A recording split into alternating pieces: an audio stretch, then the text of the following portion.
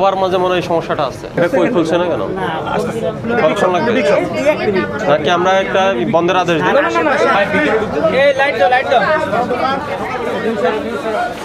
থিনারটা দেন আমাকে, থিনার। হ্যাঁ, থিনার বা কেমিক্যাল যেটা হলো কালি রিমুভের জন্য ব্যবহার করা হয়। তাহলে 25 কেন দিয়েছেন? Serial number. এগুলা তো আপনার দেশি কিছু নাই, সবই হলো বিদেশি প্রোডাক্ট। প্যাকেজ হলো কোনটা? এটা দেখি একটা খোলেন তো, কোন দেশের প্যাকেট এটা? এটা হলো শ্যাম্পু ইউনিলিভারের। এটা কোথায় তৈরি হয়? থাইল্যান্ড। থাইল্যান্ড থেকে আসলো কিভাবে? ইম্পোর্ট করছেন? কোন ইম্পোর্টার থেকে নিয়েছেন? এই যে মালটা যে এখন আনছেন এবং এখন ইনভেন্টরি করে আপনি সিরিয়ালি এখন তাকে তুলবেন, সাজাচ্ছেন, তাহলে আপনার ক্যাশ মেমো আছে না? চালান ক্যাশ মেমো আছে, এগুলো দেখান আমাকে।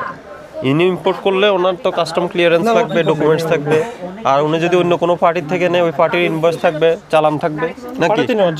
তাহলে ওগুলো ওই ডকুমেন্টসটা কোথায়? আচ্ছা, আপনাদের ইয়াতে সেলফে যে মালগুলো আছে এগুলো প্রাইস দেওয়া আছে সব? মোটামুটি প্রাইস কোনোটারই নেই। প্রাইস কোনোটারই নেই না। না, প্রাইস তো পরের কথা, প্রাইস হলো পরের কথা। যে আপনার নাম কি? আমার সাথে কথা বলেন। আপনি হলেন জেএস ট্রেডিং। আপনি যদি আমদানিকারক হয়ে থাকেন, আপনি তো এটা রিটেলারকে দিচ্ছেন। আপনার এখানে আমদানিকারকের তথ্য কই? এটা কোন দেশি প্রোডাক্ট বলেন? আপনার ইটালি থেকে। ইটালি থেকে কেউ কোনো ইম্পোর্টার এনেছে? তাহলে যে এখানে যে আমদানিকারক তার তো তথ্য থাকবে। আপনি এটা প্রাইস কত নির্ধারণ করেছেন?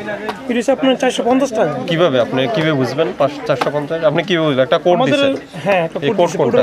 410 কোড কি কোডে আপনি বুঝবেন এটা? কোডের মাল জানা একটা। এটা মনে রাখলেন কিভাবে? এটা 450 টাকা। এটা কি কোড দিলেন? আইএনএম। জি স্যার। আইএনএম দিয়ে এটা প্রাইস বোঝা যাবে। জি। কত? 450? না, এটা একটু বাড়তি। আপনার 750 টাকা আমাদের পার্সেস। আর এটা সেল কত? সেল আপনার 820 টাকা করি এরকম। এটা বুঝবেন কিভাবে? এই কোড দেখে। জি জি। তো যে রিটেইলার সে কিভাবে বুঝবে এটার দাম কত? কাস্টমার কাছে কত দামে বিক্রি করবে? কাস্টমার কাছে আমরা 50 টাকা 20 টাকা 30 টাকা। না, আপনি তো কাস্টমার কাছে সরাসরি বিক্রি করছেন না, আপনি একজন খুচরা দোকানদার কাছে বিক্রি করছেন। সে কাস্টমারের কাছে বিক্রি করছে। খুচরা কিনা তারা অবশ্যই রিটেইলার জানা আছে। আচ্ছা, ওরা কত বিক্রি করবে? ওরা এখান থেকে আমাদের কাছে হয়তো আপনার 20-30 মার্জিন করবে, তারপরে ওরা আবার 20% মার্জিন। কিন্তু এই যে কাস্টমার জানে না এটার দাম কত। হ্যাঁ, না, কাস্টমার যারা রেগুলার ইউজ করে তারা অবশ্যই জানে। কিভাবে জানবে সে? না, তারা তো একদম প্রোডাক্ট কিনে না। আপনি আমদানিকারক হলে এখানে আপনার যাবতীয় কস্টিং প্রফিট সহ আপনি এখানে এমআরপি উল্লেখ করে দিবেন। রিটেইলারকে একটা প্রফিট মার্জিনে আপনি সেল করবেন। এটা হলে না। আর সবচেয়ে বড় কথা হলো আপনি যে আমদানি করেছেন, আপনার আমদানিকারকের এখানে লেভেল থাকবে, তথ্য থাকবে। ঠিক আছে? আর আপনার এখানে স্টোর কোথায়? সবই জায়গায়? অন্য কোথাও আছে? গোডাউন অথবা স্টোরে 500টার মতো? এটা তো ভারতীয় প্রোডাক্ট না, ইন্ডিয়ান? এটা ইন্ডিয়ান। এটা কি এলসি করে আনছেন? কে আনছে? আপনারা? এই আপনি আসেন, এদিকে আসেন। কথা বলুন। আপনি এদিকে আসেন। এই প্রোডাক্টটা ভারত থেকে কিভাবে আনছে? এটা কিছু লাকেজ পার্টি আসে, তারা নিয়ে আসে, তাদের কাছে আমরা রাখি। কারা? কোন পার্টি সেটা? কিছু দোকানদার তাদের তো আমরা প্রোডাক্ট কিনি। কে? যেমন আপনি নিচে জি এন্টারপ্রাইজ আছে, ওটা তো কিছু আনে তারা। আপনার আছে ক্যাশ মেমো আছে? ক্যাশ মেমো জি আছে। দেখেন এই ক্যাশ মেমো দেখেন। ক্যাশ মেমো আছে না? ওটা ডেটগুলো দেখো, উৎপাদন মেয়াদের ডেটগুলো দেখো। এই যে স্যার মেনু পিকচার। কিন্তু রুপিতে দাম তো রুপিতে দেওয়া। RS 2645 rupee. মেয়াদ উত্তীর্ণ প্রোডাক্টগুলো কোথায় রাখেন? কোথায় ফেলেন? আমি দেখি না কোথায় ফেলেন। এতে বিএসটি দেওয়া আছে।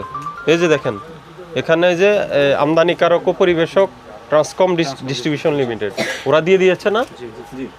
এটা দেখেন। জি জি, উনি তো দিয়েছে, তা আপনারা দিচ্ছেন না কেন? নিয়ম হলো এটাই। এই রেটে বেচা হচ্ছে না। আপনি তো এই রেটে কেন বিক্রি করবেন? আপনি হলেন পাইকার এই রেটে বিক্রি করলে খুচরা বিক্রেতা কত বিক্রি করবে? ওই ব্যবসা আপনি তো ভালো জানেন। আর মেয়াদ উত্তীর্ণ প্রোডাক্টগুলো কোথায় রাখেন দেখেন। কোথায় রাখছেন? কোথায়? আসেন ভিতরে ঢুকি আমরা। ভিতরে ওটা ওপেন করেন, ভিতরে জায়গাটা ওপেন করেন। তো জায়গাটা খুবই ন্যারো।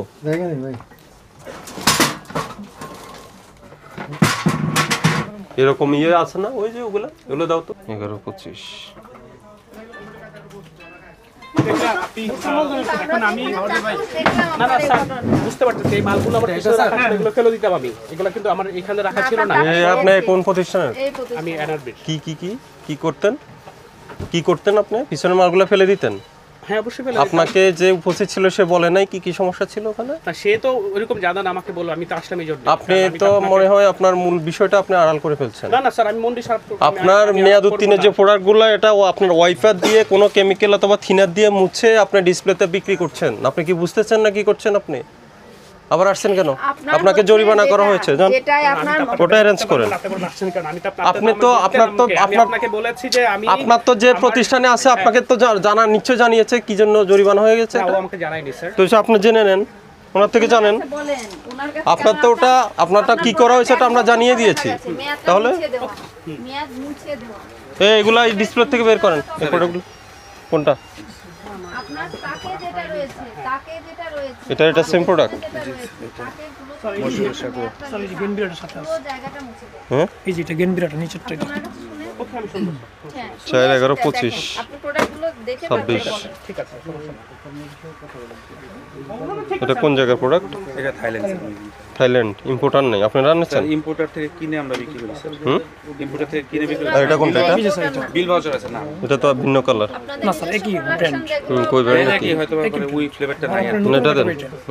ওটা পুরো এটা মেয়াদ কোথায়? এই যে স্যার মেনু পিকচার এখন রিসেন্টলি।